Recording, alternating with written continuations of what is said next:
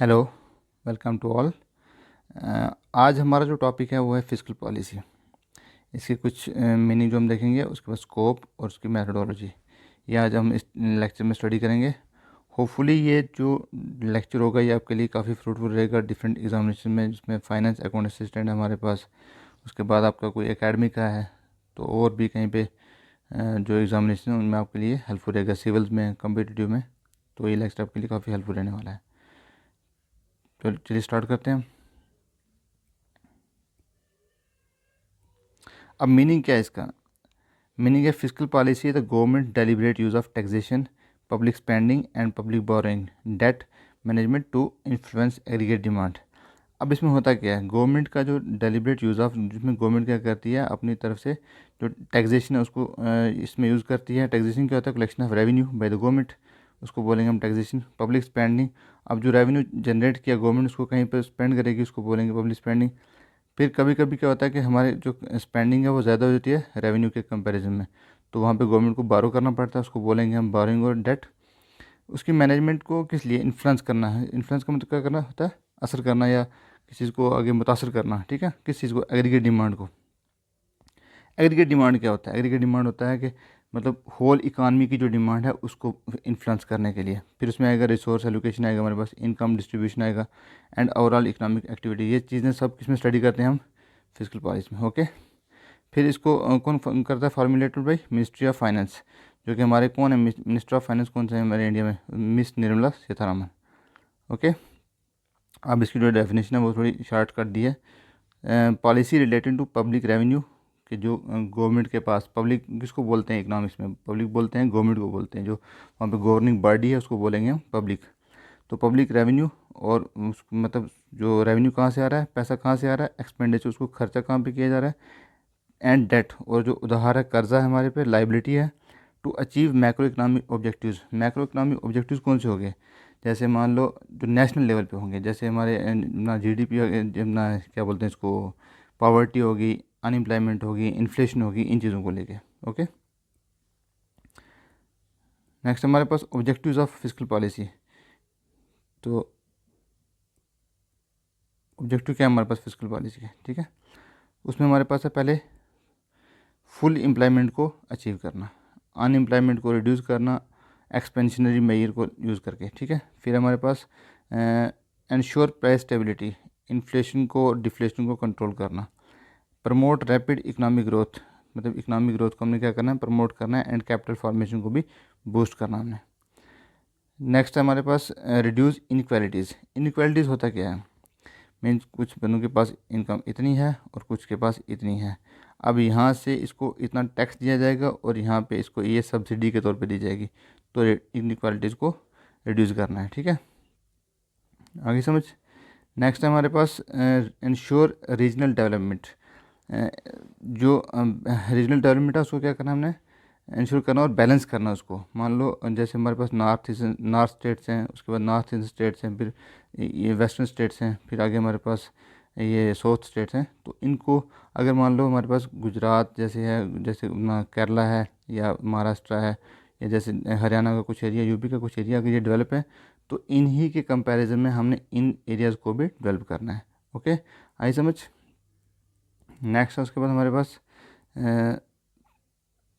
Maintain external balance. External balance को क्या करना है? हमने मेंटेन करना है। मींस कि हमारा जो बीओपी है उसको हमने इम्प्रूव रखना है, उसको जो कंडीशन है उसको हेल्दी रखना है। ऐसा ना हो कि हम ज़्यादा इंपोर्ट करते रहें और हमारा जो फॉरेक्स है वो बाहर जाता रहे, और उससे हमारी इकानमी किस में आ जाएगी? बीओपी डेफिसिट में आ जाएगी। तो उसको भी हमने मेंटेन करना है। फिर नेक्स्ट हमारे पास रिसोर्स मोबिलाइजेशन। अब रिसोर्स मोबिलाइजेशन बहुत इंपॉर्टेंट है। रिसोर्स मोबिलाइजेशन होता क्या है? मान लो जो हमारे पास रिसोर्सेज हैं, अगर उनको हम यूटिलाइज़ नहीं करेंगे, अगर उनको हम अच्छे से यूटिलाइज़ नहीं करेंगे, तो फिर वो किस काम के हैं? अगर उनको एक डेवलपमेंट जो डेवलपिंग इकानमीज़ हैं उनको अपने रिसोर्सेज को अच्छे से एफिशिएंटली एलोकेट करना है, उनको यूटिलाइज़ करना है, to achieve the target of, मतलब to achieve some better results. अब हमारे पास है स्कोप। स्कोप क्या है फिस्कल पॉलिसी का? इसमें आप देख सकते हैं, जैसे हमारे पास एलोकेशन फंक्शन जो है ना। अब एलोकेशन होता क्या है? एलोकेशन होता है किसी चीज़ को मतलब डिस्ट्रीब्यूट करना, क्या बोलेंगे उसको, मतलब किसी चीज़ पे उसको डिप्लाई करना या एम्प्लाई करना, ठीक है। जैसे हो गया directing resources to priority sectors where market fails. अब जहाँ पे मार्केट कहीं पे फेल हो रही है तो वहाँ पे फिजिकल पॉलिसी की हेल्प से उस चीज़ को इम्प्रूव किया जा सकता है। जैसे रोडवेज, रेलवेज, एजुकेशन, हेल्थ, ये सब चीज़ें किस में आती हैं? कैपेक्स में आती हैं, कैपिटल एक्सपेंडिचर में। फिर डिस्ट्रीब्यूशन है, तो डिस्ट्रीब्यूशन क्या करना है, मतलब जिसके पास इनकम ज़्यादा है उससे इनकम उसको टैक्स लगा के, और जिसके पास इनकम कम है उसको सब्सिडी प्रोवाइड करके, या उसको कहीं ना कहीं थोड़ा इनकम उसकी बढ़ा के इक्वालिटी को मेंटेन करना है। ओके, नेक्स्ट है हमारे पास स्टेबलाइजेशन को। कहीं पे क्या होता है कि कभी कभी कंट्री जो है वो डिफ़िकल्ट टाइम्स में से गुजरती हो, जैसे कोविड का टाइम आया था, तो वहाँ पे स्टेबलाइजेशन को मेंटेन करना बहुत चैलेंजिंग होता है किसी भी इकॉनमी के लिए, तो उस वक्त फिजिकल पॉलिसी जो है वो काम आती है। ओके, अब हमारे पास कंपोनेंट है कुछ फिजिकल पॉलिसी के। कंपोनेंट क्या होता है, मतलब उसके पार्ट्स जो इसके हिस्से हैं वो क्या है। अब गवर्नमेंट रेवेन्यू है उसमें, उसके बाद है गवर्नमेंट एक्सपेंडिचर है, फिर हमारे पास बजट, ठीक है। गवर्नमेंट पैसा आता कहाँ से है, ठीक है, सोर्स ऑफ इनकम क्या है हमारे पास, फिर उसको स्पेंड कहाँ पे करना है, ठीक है, फिर बजट क्या है। अब गवर्नमेंट के रेवेन्यू जो है वो आते हैं टैक्स रेवेन्यू से आता है, तो या फिर आता है नॉन टैक्स रेवेन्यू से, ठीक है। तो टैक्स में क्या क्या आता है हमारे पास, इनकम टैक्स आता है, कॉर्पोरेट टैक्स आता है, प्रॉपर्टी टैक्स आता है, ये चीज़ें आती है किसमें, ये चीज़ें आती हैं डायरेक्ट टैक्स में। तो इसमें हमारे पास इनडायरेक्ट टैक्स में क्या आएगा, जीएसटी आएगा, कस्टम्स ड्यूटी है, फिर तो वो चीज़ें आती हैं किसमें, इनडायरेक्ट टैक्स में। उसके बाद हमारे पास इसको टैक्स को हम थोड़ा आगे डिटेल में देखेंगे। नेक्स्ट हमारे पास non tax revenue. Non tax का कौन सा हो गया, जिनमें हमारे पास डिविडेंड्स आ गए, फीस आ गई कहीं पे, तो उसके बाद हमारे पास इंटरेस्ट रिसिप्ट आ गई, जहाँ पे कहीं पे हम इंटरेस्ट क्या करते हैं, रिसीव करते हैं। तो फिर उसके बाद हमारे पास गवर्नमेंट एक्सपेंडिचर कहाँ पे करती है, रेवेन्यू एक्सपेंडिचर, जिसमें सैलरीज, सब्सिडीज़, इंटरेस्ट पेमेंट। और कैपिटल एक्सपेंडिचर कहाँ पे करती हैं, इंफ्रास्ट्रक्चर, एसेट क्रिएशन, ये चीज़ें। अब इसमें कई बार डिफरेंस पूछा जाता है कि जो रेवेन्यू एक्सपेंडिचर और पब्लिक एक्सपेंडिचर में क्या डिफरेंस है। जो रेवेन्यू एक्सपेंडिचर होता है वो होता है लेस देन 1 ईयर, ठीक है। लेस देन 1 ईयर का जो होता है उसको बोलेंगे हम, जिसमें बेनिफिट हमें 1 साल से अंदर अंदर मिल जाए उसको बोलेंगे हम रेवेन्यू एक्सपेंडिचर। और जहाँ बेनिफिट 1 साल से ज़्यादा हो उसको बोलेंगे हम, क्या बोलेंगे, उसको बोलेंगे हम कैपिटल एक्सपेंडिचर। ओके, तो नेक्स्ट हमारे पास पब्लिक बजट। तो बजट क्या होता है, एनुअल फाइनेंशियल स्टेटमेंट, जो आने वाले साल के लिए हम फाइनेंशियल स्टेटमेंट बनाते हैं कि कहाँ पे कितना हमने स्पेंड करना है, कहाँ पे कितना हमने पैसा लगाना है, उसको बोलते हैं budget, financial, annual financial statement, ठीक है। तो ये अंडर आर्टिकल 112 के अंदर मेंशन है annual financial statement. Budget word जो है वो हमारे कॉन्स्टिट्यूशन ऑफ इंडिया में मेंशन नहीं है। ओके, अब टैक्सेशन है, तो टैक्सेशन को थोड़ा ओपन देखते हैं। टैक्सेशन होता क्या है, टैक्सेशन होता है the compulsory transfer of resources from private individuals enterprises to the government to finance public expenditure. जो गवर्नमेंट खर्चा करती है उसको फाइनेंस करने के लिए, उसको मतलब पैसा देने के लिए कहाँ से पैसा कलेक्ट किया जाता है, वो किया जाता है प्राइवेट इंडिविजुअल से किया जाता है या कोई किसी बिजनेस से किया जाता है। ओके, तो अब इसमें ये क्या है, इसमें जो है ना किसी को डायरेक्ट बेनिफिट इन रिटर्न में नहीं मिलेगा। मान लो किसी ने टैक्स पे किया तो उसको डायरेक्ट बेनिफिट नहीं मिलेगा, इनडायरेक्ट उसको बेनिफिट मिल सकता है। जैसे रोड की कंडीशन अच्छी मिल सकती है, बेटर हेल्थ फैसिलिटीज़ मिल सकती हैं, एजुकेशन की फैसिलिटीज़ मिल सकती हैं, तो ये चीज़ें उसको मिल सकती हैं। अब टैक्स होता क्या है, compulsory payment impose by the government. जब गवर्नमेंट इम्पोज करती है, किसी पे लगाती है क्या, पेमेंट करने के लिए, उसको बोलेंगे टैक्स बोलेंगे, ठीक है। और स्टेट को रन करने के लिए एक बेटर अपॉर्चुनिटीज़ प्रोवाइड करने के लिए टैक्स बहुत इंपॉर्टेंट है। नेक्स्ट हमारे पास ऑब्जेक्टिव्स क्या हैं टैक्सेशन के, रेवेन्यू जनरेशन, इससे रेवेन्यू जनरेट होता है। रीडिस्ट्रीब्यूशन ऑफ इनकम, मतलब किसी के पास ज़्यादा तो उससे लेके जिसके पास कम है उसको प्रोवाइड की जाती है। इकोनॉमिक स्टेबलाइजेशन है, उसके बाद रिसोर्स एलोकेशन है, ये चीज़ें किस में आती हैं, टैक्सेशन में आती हैं। अब हमारे पास यहाँ पे है डायरेक्ट टैक्स और इनडायरेक्ट टैक्स को कुछ कंपैरिजन मैंने किया है, तो चलिए देखते हैं इसको। बर्डन क्या होता है कि बोझ, बोझ जो डायरेक्ट टैक्स है उसमें मतलब जिसके ऊपर इनकम टैक्स का पड़ेगा तो वो उसको ही पे करना पड़ेगा, किसी पे कॉर्पोरेट टैक्स का है तो उसी को पे करना पड़ेगा। दूसरों पे शिफ्ट नहीं किया जा सकता, यहाँ पे जो बर्डन है वो शिफ्ट नहीं हो सकता। बट इन डायरेक्ट के केस में जो बर्डन है उसको शिफ्ट किया जा सकता है from producer to final consumer. Okay, India में एग्जांपल क्या क्या हमारे पास जो है इनकम टैक्स की एग्जांपल है, इनकम टैक्स है इसके एग्जांपल डायरेक्ट टैक्स की, उसके बाद कॉर्पोरेट टैक्स जो है वो भी, और वेल्थ टैक्स भी है किसके एग्जांपल है, डायरेक्ट टैक्स की। और इनडायरेक्ट है हमारे पास जीएसटी है, कस्टम्स ड्यूटी है और एक्साइज ड्यूटी है। अब जीएसटी कब इंट्रोड्यूस किया था ये आप कमेंट सेक्शन में मुझे मेंशन कर सकते हैं। उसके बाद है इवेजन। इवेजन क्या होता है, बचना किसी चीज़ से, मतलब भागना या होता है ना, किसी चीज़ एस्केप करना। तो वो यहाँ पे पॉसिबल है किस में, डायरेक्ट टैक्स में। वो कैसे पॉसिबल है, अंडर रिपोर्टिंग से। जब आप अपनी जो इनकम है उसको अंडर रिपोर्टिंग करोगे तो आप टैक्स से बच सकते हो। तो इनडायरेक्ट टैक्स में ये चीज़ मुश्किल होता है क्योंकि ये सोर्स पे लगाया जाता है, जहाँ पे कोई चीज़ बनती है तो वहीं से इस पे टैक्स इम्प्लीमेंट किया जाता है, तो इससे बचना मुश्किल हो जाता है। अब इन्फ्लेशन के टाइम पे इन्फ्लेशन पे कैसा इफेक्ट रहता है डायरेक्ट टैक्स का और इनडायरेक्ट टैक्स का। डायरेक्ट टैक्स जो है उसका, उसकी वजह से जो है ना रिड्यूस हो जाएगी इन्फ्लेशन। कैसे रिड्यूस हो जाएगी, मान लो किसी के पास अगर 100 रुपये हैं तो वो डिमांड कर रहा है, तो डिमांड किया जा रहा है, उसकी इनकम बढ़ेगी तो वो और डिमांड करेगा। अगर उस पर टैक्स लगाया जाए तो वो क्या करेगा, उस 100 में से उसको 30 पे करने पड़ेंगे टैक्स के, ठीक है, तो पीछे बचेगा 70। तो 70 से वो डिमांड कम करेगा, जब डिमांड कम करेगा तो जो इन्फ्लेशन है वो कंट्रोल में रहेगी। ओके, अब इससे क्या होता है कि इनडायरेक्ट टैक्स से क्या होता है कि जो इन्फ्लेशन है वो बढ़ती है। वो कैसे बढ़ती है, मान लो अब किसी बंदे पे टैक्स लगाया गवर्नमेंट ने, तो गवर्नमेंट ने जब टैक्स लगाया किसी इनडायरेक्ट टैक्स लगाया किसी पे, तो उसने शिफ्ट किया आगे कंज्यूमर पे। तो उस शिफ्ट करने के दौरान उसने क्या किया कि जो प्राइसेस हैं उसको बढ़ा दिया। तो प्राइसेस बढ़ा दिए तो इसका मतलब वो इन्फ्लेशन को बूस्ट मिल जाएगा, वहाँ पे इन्फ्लेशन हो जाएगी, इंक्रीज हो जाएगी। अब इसकी नेचर क्या है डायरेक्ट टैक्स की, प्रोग्रेसिव है। प्रोग्रेसिव मीन क्या हो गया, मतलब जिसकी जितनी ज़्यादा इनकम है उसको उतना ज़्यादा टैक्स पे करना पड़ता है, और जिसकी जितनी कम इनकम है उसको उतना कम टैक्स पे करना पड़ता है, और कुछ जो लिमिट्स हैं उसके अंदर तो टैक्स पे भी नहीं करना पड़ता है। और यहाँ पे है जो इनडायरेक्ट टैक्स है इसको बोलेंगे रिग्रेसिव। रिग्रेसिव का मीनिंग क्या हो गया, यहाँ पे कोई रिच हो या पुअर हो या कोई बिल्कुल मार्जिनलाइज्ड हो, जो मर्जी हो, लेकिन सबको इक्वल इनडायरेक्ट टैक्स पे करना पड़ता है। अब कलेक्शन कास्ट इसमें क्या है, हायर है किसमें, डायरेक्ट टैक्स में, और यहाँ पे इसमें लोअर है इसको कलेक्ट करने में। ओके, नेक्स्ट है हमारे पास पब्लिक एक्सपेंडिचर। अब पब्लिक एक्सपेंडिचर क्या होता है कि गवर्नमेंट खर्चा कहाँ पे करती है, ठीक है। तो जो भी गवर्नमेंट खर्चा करती है वो किसके लिए खर्चा करती है, कलेक्टिव नीड्स के लिए, वेलफेयर के लिए, डेवलपमेंट के लिए, डिफेंस के लिए, एडमिनिस्ट्रेशन के लिए, ये चीज़ें खर्चा करती है गवर्नमेंट, तो इसको बोलेंगे हम पब्लिक एक्सपेंडिचर।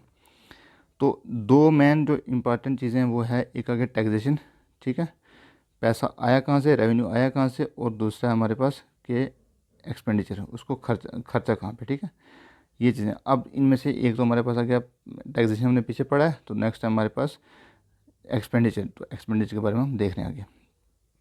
आगे समझ, इसमें होता क्या है, it is one of the two main instrument of fiscal policy along with taxation, जो मैंने आपको बता दिया ऊपर, and directly influences aggregate demand, resource allocation, equity and growth, ये चीज़ें इसमें हेल्प करती हैं। अब डेवलपमेंट एक्सपेंडिचर हो सकता है कहीं पे, दूसरा आएगा नॉन डेवलपमेंटल एक्सपेंडिचर। जो एक्सपेंडिचर इंपॉर्टेंट है बट उसमें डेवलपमेंट तो नहीं, लेकिन एक्सपेंडिचर इंपॉर्टेंट, जैसे मान लो आप डिफेंस के ऊपर एक्सपेंडिचर है। फिर उसके बाद आ गया हमारे पास कैपिटल एक्सपेंडिचर, जो कि जिसका बेनिफिट हमें लॉन्ग टाइम के लिए मिल सकता है, जैसे रेलवेज़, रोड्स, उसके बाद कहीं पे हॉस्पिटल, कोई इंफ्रास्ट्रक्चर जैसे कोई ब्रिज हो गया, ठीक है।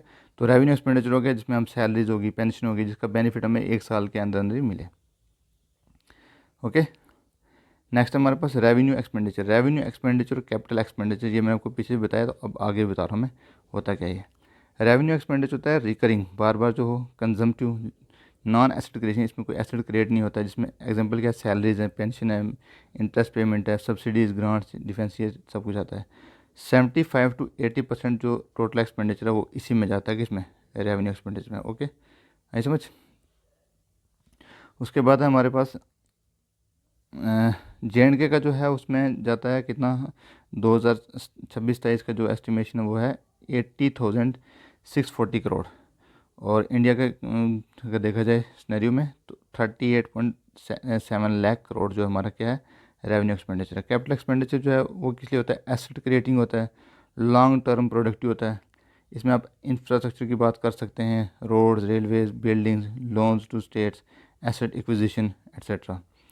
तो स्टेट में हमारा कितना है, 33,000 127 करोड़ अप्रॉक्सीमेटली, और इंडिया के कंटेक्स्ट में देखा जाए तो 11.8 लाख करोड़।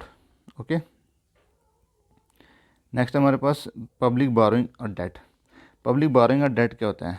कभी कभी क्या होता है, हमारा जो खर्चा होता है वो ज़्यादा होता है और हमारी जो आमदनी होती है स्टेट की वो कम होती है। तो उस वक्त स्टेट या जो सेंट्रल गवर्नमेंट है वो क्या करती है, बारो करती है पैसा, तो उसको बोलते हैं पब्लिक बोरोइंग। और पब्लिक डेट क्या होता है, जब वो साल 10 साल मतलब एक साल का अगले साल पे अगले साल के मतलब कुछ ईयर्स का एक्यूमुलेशन इकट्ठा होना, उसको बोलेंगे डेट बोलेंगे हम। तो ये क्या होता है, total financial liabilities incurred by A government when it's expenditure exceeds revenue, जो मैंने बता दिया आपको, resulting in financial deficit, physical deficit जब होता है तो तब गवर्नमेंट को कुछ पैसा बारो करना पड़ता है, उसको बोलेंगे public borrowing. It acts as a source of income to fund development के कामों को फंड करने के लिए, इंफ्रास्ट्रक्चर के कामों को फंड करने के लिए, क्राइसिस को थोड़ा रिड्यूस करने के लिए, through issuing bonds, treasury bills and other securities को यूज़ करके किसमें क्या करते हैं, पब्लिक बोरोइंग करते हैं। अब इसमें कुछ एक्सपेक्ट है हमारे पास किसके, पब्लिक डेट के। पर्पज़ क्या होता है इसका, primarily to finance budget deficit, infrastructure development and emergency expenditure को पूरा करने के लिए हम क्या करते हैं, पब्लिक बोरोइंग करते हैं। नेक्स्ट है इंस्ट्रूमेंट क्या है इसके, गवर्नमेंट इश्यूज सिक्योरिटीज़, सिक्योरिटी कौन करता है, गवर्नमेंट इश्यूज करती है, जिसको हम आगे देखेंगे। उसके बाद है हमारे पास इंक्लूडिंग ट्रेजरी बिल्स होते हैं, फिर शॉर्ट टर्म होते हैं ये, उसके बाद बॉन्ड्स होते हैं, लॉन्ग टर्म होते हैं, which are purchase by banks, financial institution and individual, ये वो बैंक्स परचेज करके फिर उनको पैसा प्रोवाइड करते हैं, उसको बोलते हैं पब्लिक बोरोइंग। ओके, नेक्स्ट हमारे पास टाइप्स। अब टाइप्स में क्या आता है, इंटरनल बोरोइंग। तो गवर्नमेंट क्या करता है, अपने कंट्री के अंदर ही जब पैसा बारो करे उसको बोलेंगे इंटरनल डेट, सिटीजन से, बैंक से, इंस्टीट्यूशन से, ठीक है। एक्सटर्नल, जब कोई कंट्री बाहर से बाहर के इंस्टीट्यूशन से पैसा लेती है, जैसे IMF से या वर्ल्ड बैंक से या किसी और कंट्री से हो। ओके, उसके बाद हमारे पास कंपोनेंट्स क्या हैं इसके, इंडिया में total liabilities include internal debt, external debt and other liabilities like small saving, ये इसके कंपोनेंट्स हैं। उसके बाद मैनेजमेंट इंडिया में कौन करता है इसको लेके, RBI manages the government's borrowing programme under the fiscal responsibility and FRB में एक्ट जो 2003 में आया था, इसके अंडर जो कंट्रोल किया जाता है किसको, पब्लिक डेट और पब्लिक बोरोइंग को। नेक्स्ट हमारे पास बजट पॉलिसी। अब बजट जो है वो मैंने आपको बताया है कि एज मतलब जो कॉन्स्टिट्यूशन ऑफ इंडिया में मेंशन तो नहीं है, उसकी जगह पे क्या मेंशन किया गया है, फाइनेंशियल एनुअल फाइनेंशियल स्टेटमेंट। अब बजटरी पॉलिसी होता क्या है, often synonym with fiscal policy, मतलब फिस्कल पॉलिसी की जगह इसको हम यूज़ कर सकते हैं, is a government strategic plan for managing public finance, जो भी गवर्नमेंट के पैसा है, जो रेवेन्यू है, उसको यूज़ करना। और financial year through taxation expenditure and borrowing, it is a powerful tool design to मतलब सेम लाग समझ लो फिजिकल पॉलिसी की तरह, बट ये थोड़ा डिफरेंट है कंटेक्स्ट में, ठीक है। ये बोलता है बजट पॉलिसी। इसके एग्जांपल मान लो अगर आपके पास 100 रुपये या 10 1 हज़ार रुपया, ठीक है, तो उसको आपने कहाँ कहाँ यूटिलाइज़ करना है, ठीक है। तो जहाँ जहाँ उसको यूटिलाइज़ करोगे वो भी एक हिसाब का बजट ही होगा। आपका बजट कितना है, 1 हज़ार रुपये, उसको यूटिलाइज़ कहाँ कहाँ करना है, ये आप आपकी चॉइस पे डिपेंड करेगा और आपकी जो थिंकिंग है उस पर डिपेंड करेगा, आपकी रैशनैलिटी पे डिपेंड करेगा। ओके,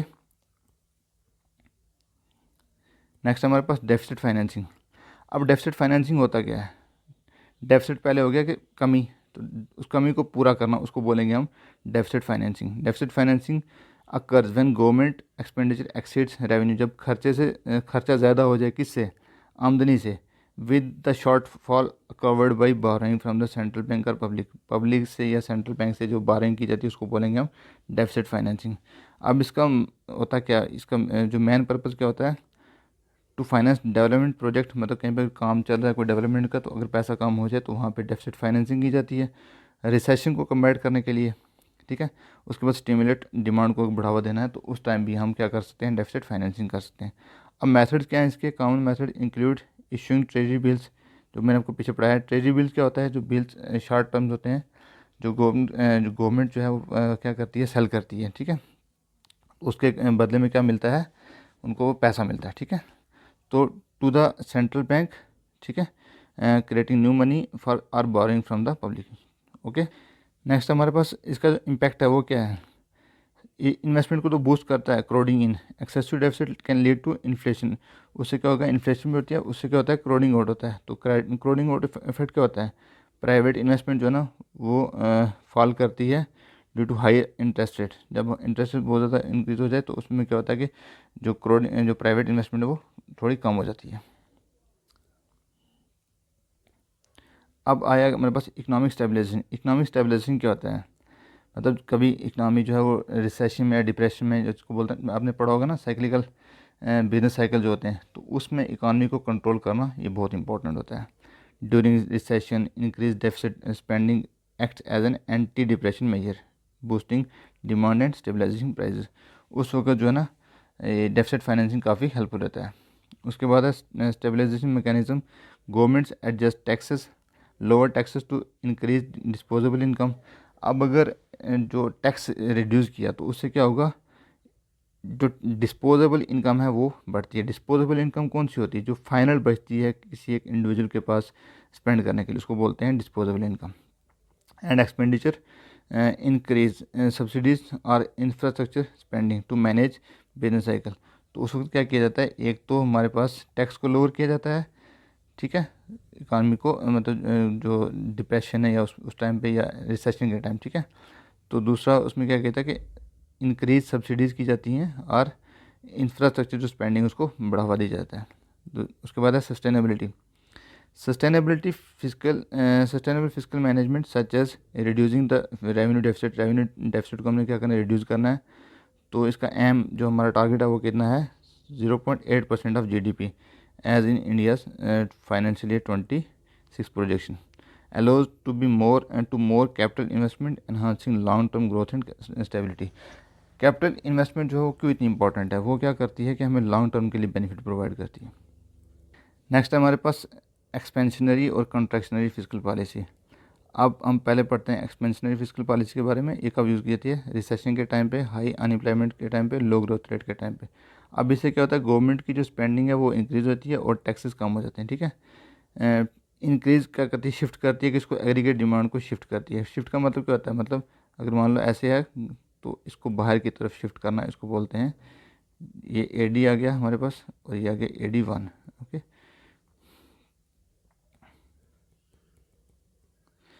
तो नेक्स्ट हमारे पास बूस्ट आउटपुट होता है, इससे एम्प्लॉयमेंट बढ़ती है, मे कॉज इन्फ्लेशन, इससे इन्फ्लेशन भी हो सकती है एक्सपेंशनरी से, क्योंकि डिमांड बढ़ती है तो डिमांड से क्या होता है, जो गुड्स और सर्विसेज के प्राइसेस बढ़ सकते हैं।